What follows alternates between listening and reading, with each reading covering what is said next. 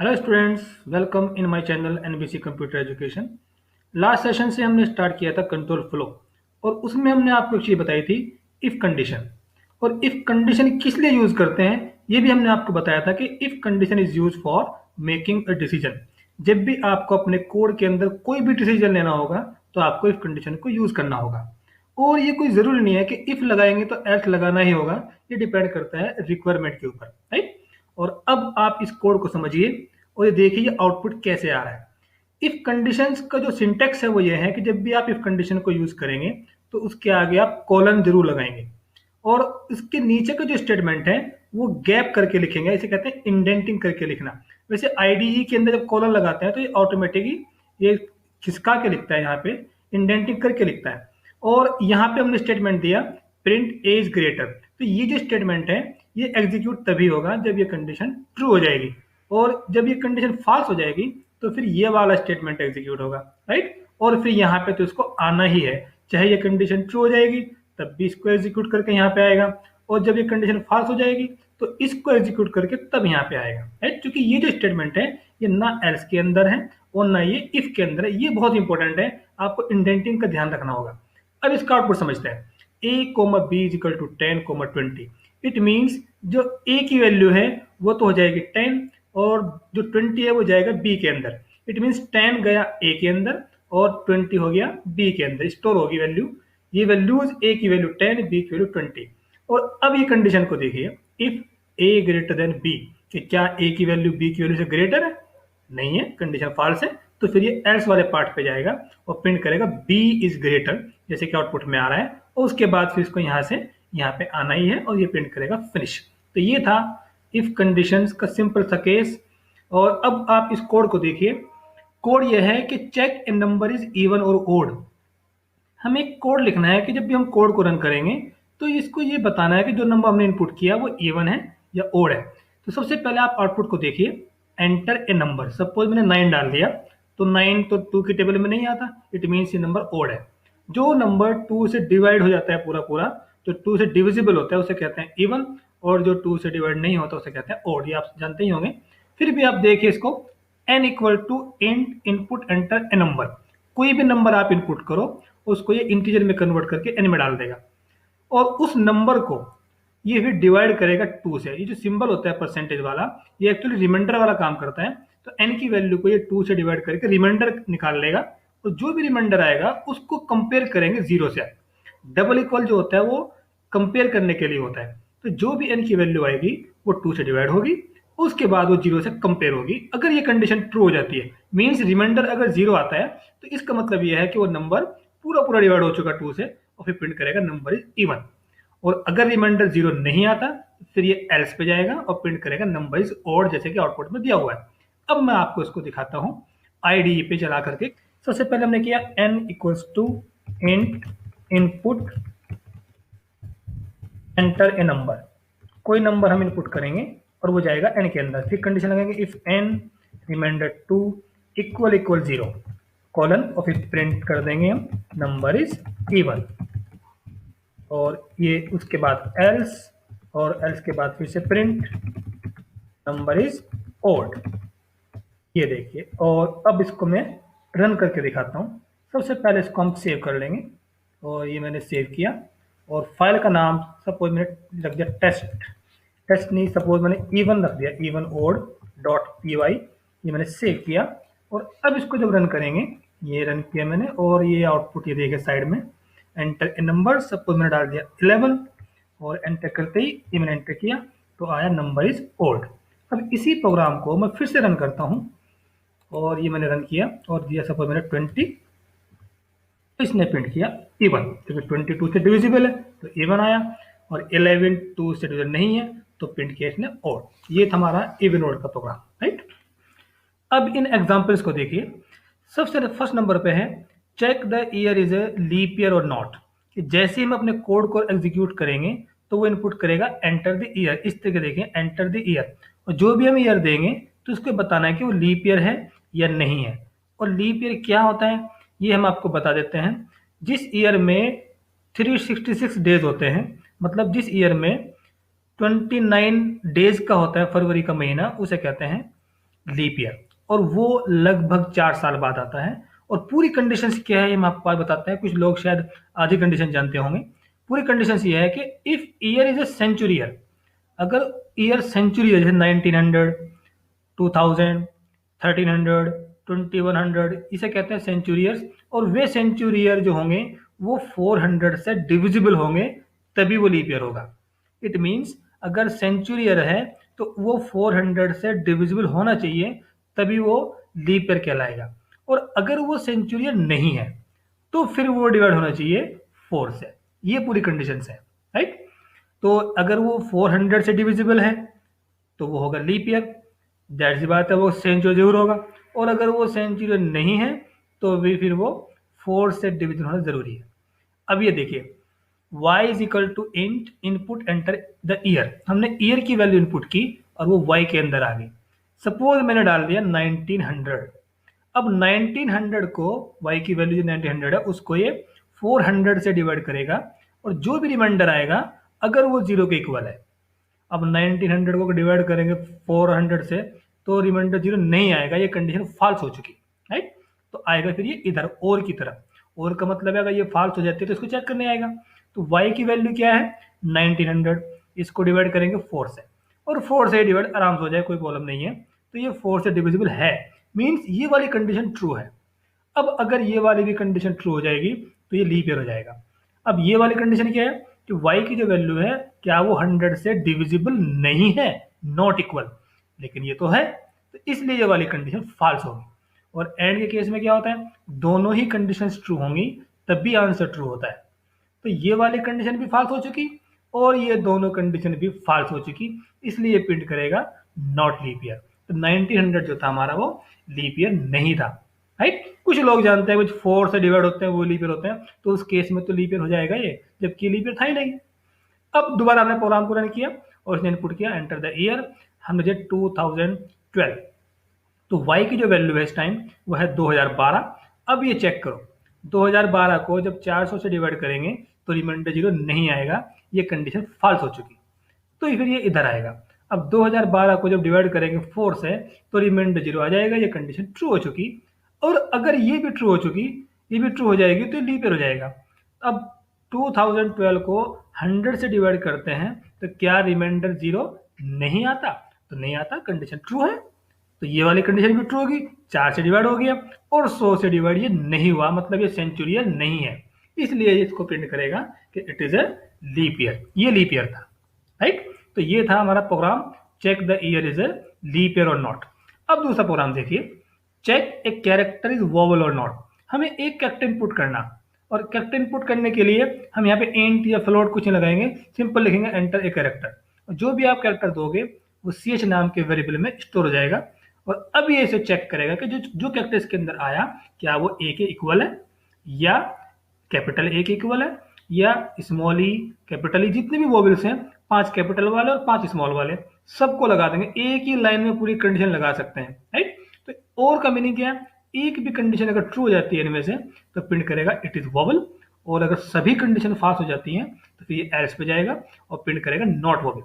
तो मैं आपको चलाकर दिखाता हूँ इनको स्क्रीन पे। ये आ गए हम IDE के अंदर, और जो प्रोग्राम मैंने अभी आपको समझा है लीप ईयर का वो मैं टाइप करता हूँ। और ये देखिए y is equal to int input enter the year.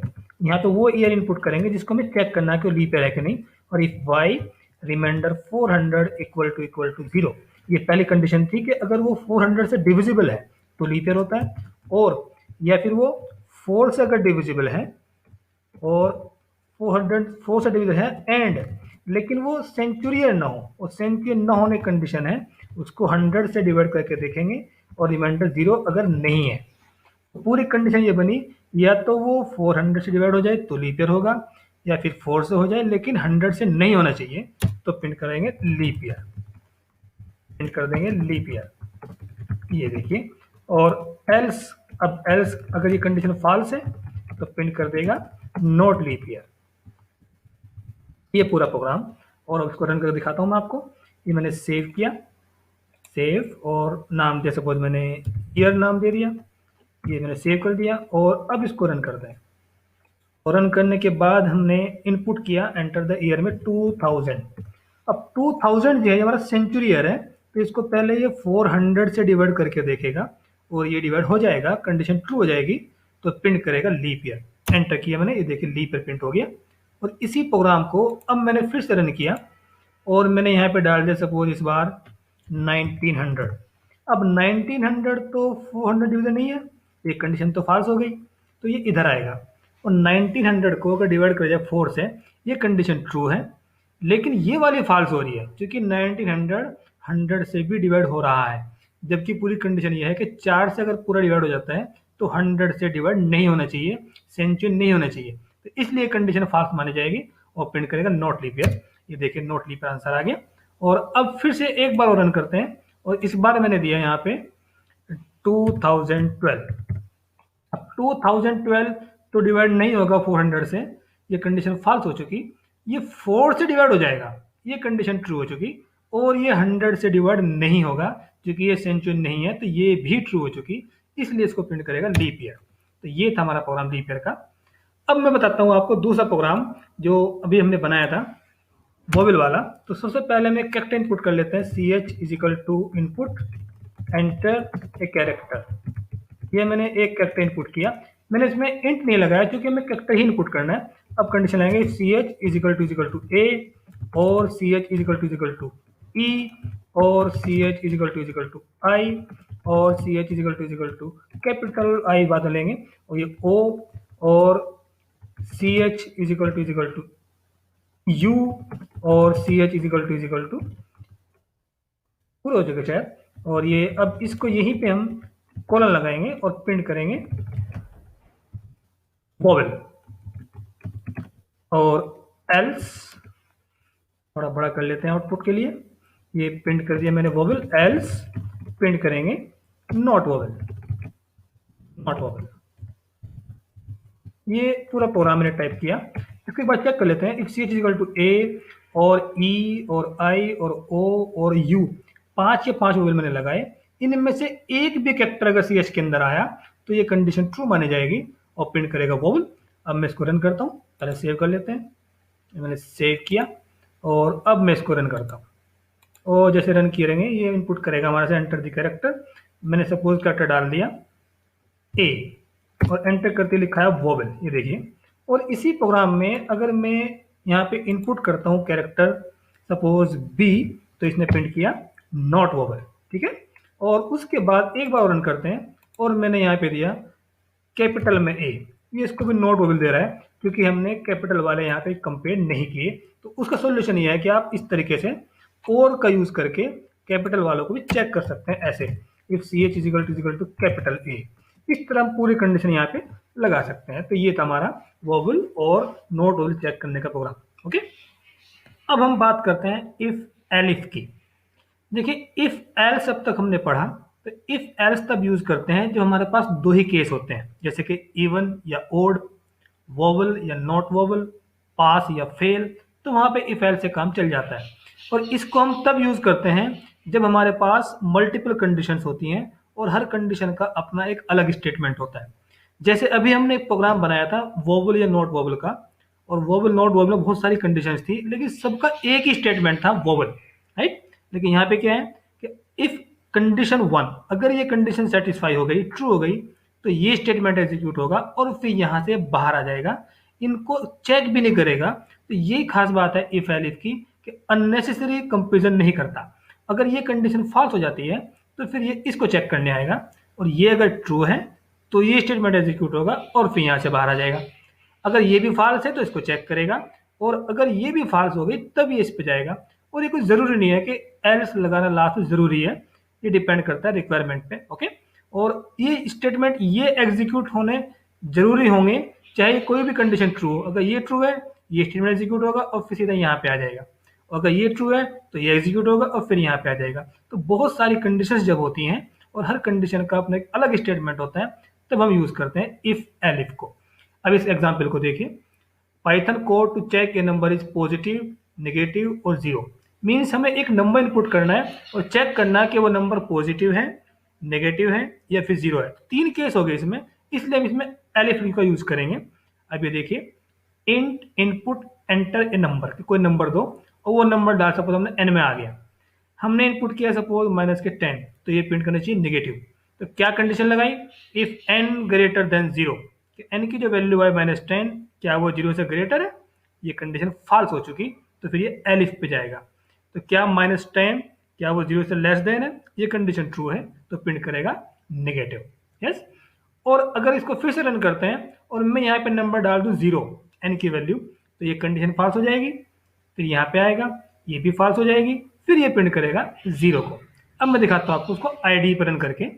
ये मैंने यहाँ पे एक नंबर इनपुट किया, n is equal to int input enter a number, कोई भी नंबर आप इनपुट करेंगे वो n में स्टोर हो जाएगा।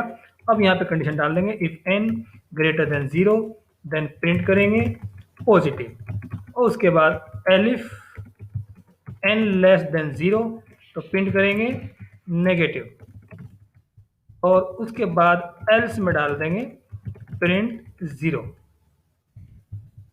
ये मैंने तीनों केस यूज कर लिए। अब मैं इसको सेव करके रन करता हूँ। ये मैंने इसे सेव किया और अब यहाँ से मैंने इसको रन कर दिया और ये इनपुट कर रहा है हमारे से, इसे देखिए, ये एंटर ए नंबर -20 डाल दिया मैंने, एंटर करके देखिए क्या प्रिंट करेगा, नेगेटिव, क्योंकि ये नंबर नेगेटिव है। अब मैं इसी प्रोग्राम को फिर से रन करता हूँ। 3 केस है तो कम से कम 3 बार करके आपको टेस्टिंग करनी चाहिए, और तीनों बार अगर आउटपुट सही आया तो इसका मतलब प्रोग्राम सही है। अब मैंने सपोज डाल दिया 25, ये पॉजिटिव प्रिंट करेगा, ये देखिए पॉजिटिव आया। और एक और टेस्टिंग करते हैं, 0 डालकर देखते हैं। ये मैंने डाल दिया इस बार 0 और एंटर करते ही देखिए 0 प्रिंट हो गया, तो इसका मतलब हमारा प्रोग्राम ये बिल्कुल सही है।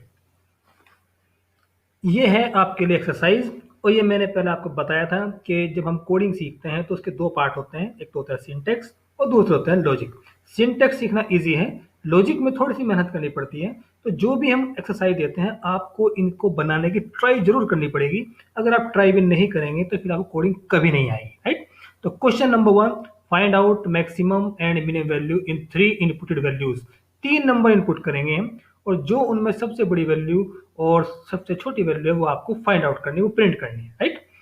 नेक्स्ट क्वेश्चन है कैलकुलेट नेट सेल। एक तो नेट सेल कैलकुलेट करनी है, और कमीशन और tax will be calculated according to the following conditions. क्या कंडीशंस हैं, अगर सेल 1 लाख से ज्यादा है तो टैक्स 10% होगा और कमीशन 5% होगा सेल का, और अगर सेल 50,000 से ज्यादा और 1 लाख से कम तो 8% टैक्स, 3% कमीशन। ऐसे ही अगर सेल इससे कम रहेगी 50,000 से तो टैक्स 7% और कमीशन 0। और नेट सेल का फॉर्मूला ये है। और ये रेड कलर मैंने इसलिए किया कि आप जानते हैं कि मैं इन प्रोग्राम्स को जो रेड कलर में है ये नेक्स्ट वीडियो में इनको हम आपको जरूर बनाकर दिखाएंगे। फिलहाल आपको ट्राई खुद भी करनी होगी। जो ब्लू कलर में इसको हम नहीं बनाकर दिखाएंगे, आपको खुद ट्राई करना होगा। तो कैलकुलेट सिंपल इंटरेस्ट, और सिंपल इंटरेस्ट का फॉर्मूला होता है P into R into T upon 100, right. तो इसमें हमें अमाउंट और टाइम की वैल्यू इनपुट करनी पड़ेगी, और अमाउंट की वैल्यू अगर हमने इनपुट की सपोज 50,000 से ग्रेटर या उसके इक्वल तो रेट हो जाएगा 10%, और अगर अमाउंट 20,000 से ग्रेटर या इक्वल है तो रेट होगा 8%, अगर इससे भी कम है तो हो जाएगा 6%, राइट। तो ये है इसका फॉर्मूला, ये आपको ट्राई करना है। और नेक्स्ट है find out maximum value in 4 inputted number. 4 number input करने हैं और बिना एंड कीवर्ड का यूज किए बिना, आपको ये कीवर्ड यूज नहीं करना, और 4 नंबर में से छोटी वैल्यू नहीं मैक्सिमम वैल्यू निकालनी है 4 नंबर में से without using and keyword, right. अगर आपसे नहीं बनेगा तो रेड कलर में है, तो हम इसको नेक्स्ट वीडियो जरूर दिखाएंगे। और नेक्स्ट है 3 सब्जेक्ट के मार्क्स इनपुट करने 100 में से, और उसका टोटल परसेंटेज और ग्रेड फाइंड आउट करनी है। और ये सी कंडीशन है, परसेंटेज 80 से ज़्यादा है तो ए ग्रेड, 65 80 से कम है तो बी, 45 से इसमें सी, और अगर 45 हो तो फिर फेल है, राइट। और अगर आपको हमारी वीडियो अच्छी लग रही है तो इसको आप लाइक जरूर करें, और चैनल को सब्सक्राइब अगर नहीं किया तो वो जरूर कर लें। मिलेंगे नेक्स्ट वीडियो में।